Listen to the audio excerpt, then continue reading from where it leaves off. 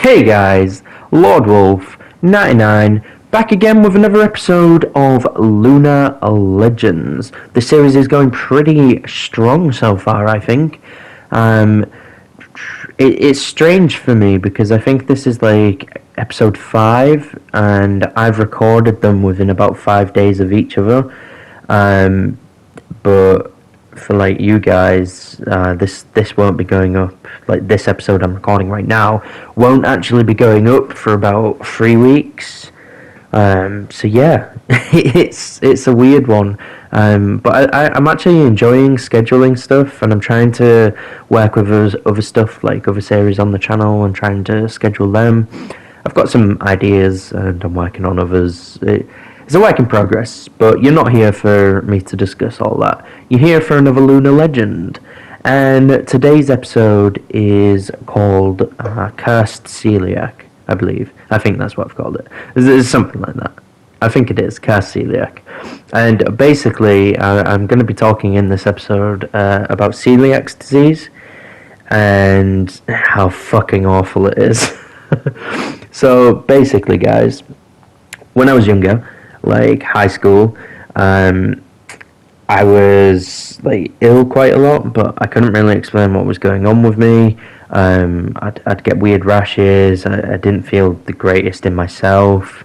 I'd be sick. I'd have diarrhea, and just couldn't explain what it was. So I was off ill quite a lot from school in secondary.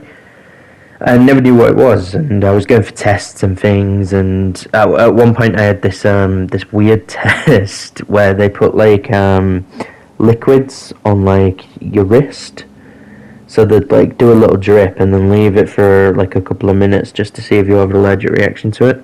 And the weird thing is, I had an allergic reaction to water. Like it was completely bizarre. But yeah, I had a few tests like that, and then eventually they wanted to do an endoscopy, which, if you don't know, it's a camera down your throat. And yeah, so I ended up going for one of them. I'm 14 at this point, and I'm shitting it, to be honest with you.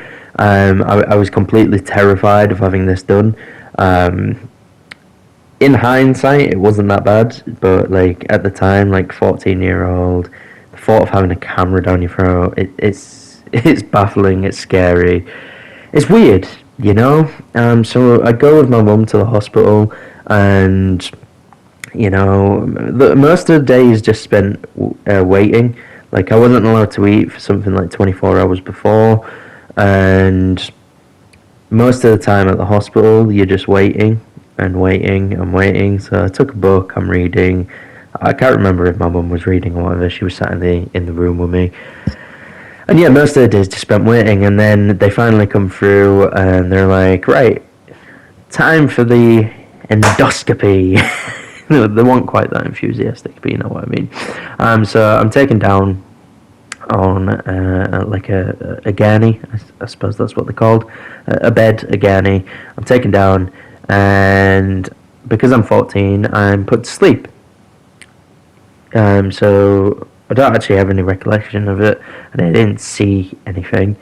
They put me to sleep. They asked me to count backwards from 10, and I think I remember getting to like 7, and then I was out of it. So yeah, I had a camera down my throat at 14, and they're like, afterwards, they're like, right, take him home. You get the results in a few weeks. And my mum's like, right, what can he eat? Because basically, guys, they were testing for celiacs at this point. And celiac disease is you can't eat anything with gluten or wheaten.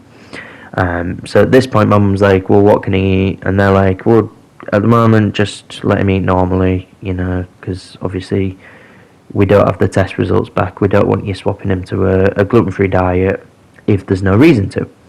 So I go home, and I think the first thing I ate was a Kit Kat Crunchy, because, why not? I like Kit Kats. I miss them. But yeah, so yeah, and then a few weeks passed, and believe it or not, this is the shittest fucking part of the story, to be honest with you. It turns out I do have celiac disease.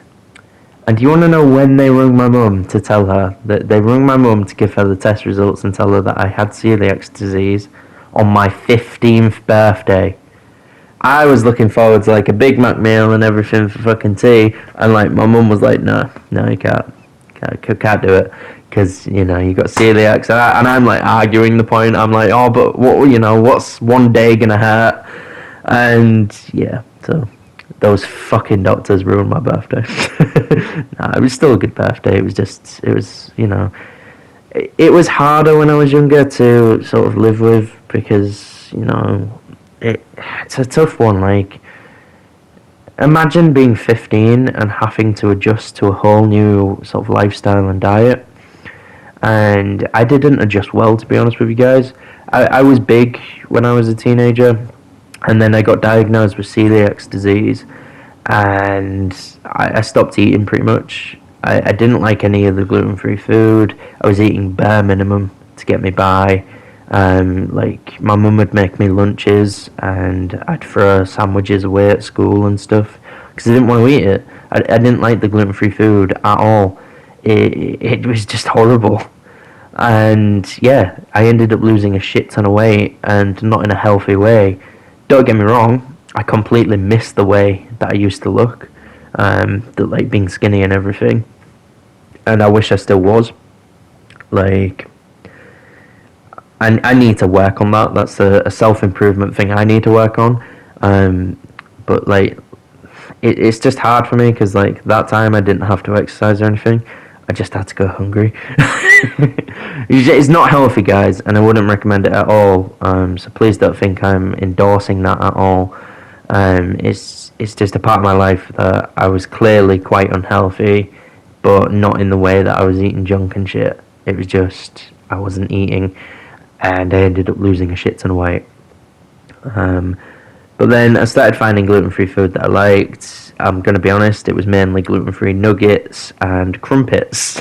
So, still not the best diet, but, I was getting by, and at the time, like, I started drinking, like, protein shakes and stuff. So, my diet wasn't too bad. Like, it started getting better, and then I started going out with Adam more, and, the odd treat became quite frequent. It became quite like every day, and I was buying like McDonald's and like gluten food, like food that had a lot of gluten in, and I was buying it because at the time I was like, I'm sick of being different. And to be honest, I'll be completely honest, I'm still like that now.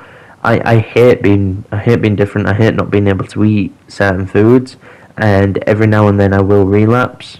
I've been a lot better in the past year or so, but every now and then I do relapse, and I say relapse, I don't know if that's the right word, but I will end up eating gluten, more so now as a coping mechanism. If I'm stressed, or like, if I'm in a really bad spot and there's a lot going on, then I comfort eat, and I tend to gluten because it's usually the nicest stuff to eat.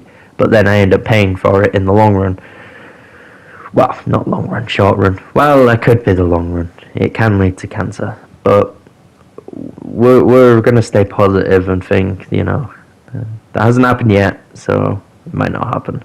But yeah, I started, 16, 17, started going out with Adam a lot more, and I ended up eating gluten pretty much every day. And I ended up putting weight back on, and it just kept getting put back on, and since I've been a lot better with it, I can't really get rid of it. Well, I probably could, like, for me, it's a motivation thing. Like, I can't get motivated at all to do exercise properly. I did in March for literally about 2-3 weeks, and I felt good. I genuinely felt a lot better in myself, and I lost weight, but I just couldn't stick to it. Like, it's a motivation thing, and then the stress and the ongoing depression sets in, and it's like, what's the point in eating healthy? And like, yeah, I feel better in myself, but also I want to comfort eat because, yeah, like I don't just come for eat gluten, guys. Like I'll come for eat junk. Like there's just a thing that I do, and it's bad, but it's a coping mechanism. But yeah, and yeah, it's fucked.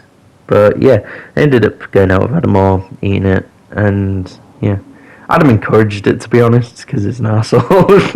No, I love him. I love him like a brother. But yeah, he did encourage it. Oh, it's great. It's fine. It's fine. But yeah, it's one of them things. I do have celiacs, and it's something that I have to live with for the rest of my life, which sucks. But yeah, I can't eat anything with gluten or wheaten, otherwise I have like an allergic reaction. I can be quite ill from it. Yeah, it's pretty pants. Because it sucks. But like, you find stuff that you do like, and you'll be surprised. Like you'll find stuff that you think, oh, that really should have gluten in, and it doesn't. And you're like, oh my god, I can eat that. Or you'll find quirky little places. Like I took Sophie to, what's it called? I can't remember the name of it, but it's a horse like convention place a couple of years ago. I took her there, and they have like a little market whilst you're walking around and looking at the horses and the shows going on and stuff. And one of them was like a gluten-free flapjack place. Oh, it was amazing. You get like 3 big flapjacks for like 10 quid. It was out of this world. It was incredible. And yeah, so every now and then you will find little places like that, and it's amazing. But I'm not gonna lie, it still depresses the shit out of me. Like if we're looking for takeaways, like or we want a takeaway to eat, me more so than Sophie, the main go-to is pizza. And whilst I love pizza, and I say the main go-to is pizza, guys, because Pizza Hut do gluten-free pizza, so I can eat that, and that it becomes the main go-to. And whilst I love pizza, it can be a tad annoying, you know. I used to eat like burgers and stuff from takeaway, or like sausage. Like if you got chippy, I'd get like a battered sausage and chips and stuff, and I can't do that anymore. And like I don't know, like where I used to live, there's a really good place that do gluten-free fish and chips, but in the current place I live, there's like nowhere. So I am literally stuck with pizza, or occasionally we can get stuff like Indian or Thai, but I'm not big on them. Sophie's more into them than I am. So it's a bit, yeah, it's shit. It's shit, to be honest, guys. But yeah, this is my curse. It's not a gift. This is my curse. Who am I? I'm the celiacs man. Oh, it's a fucking nightmare. I hate it. I hate this part of my life, and it might sound like I'm moaning and whining, like other people have it worse off and stuff. Yeah, they do, but this is my life, and I can complain about it like however much I want. So fuck off, pretty much. Yeah, yeah, yeah. Just okay. Leave me alone. It is what it is, guys. It is what it is. I'm stuck with it. I probably will relapse again in the future because that's just who I am. And it's how I cope with things. I need to work on that as a person. But yeah. And as well, little tag-on story for the end of this is...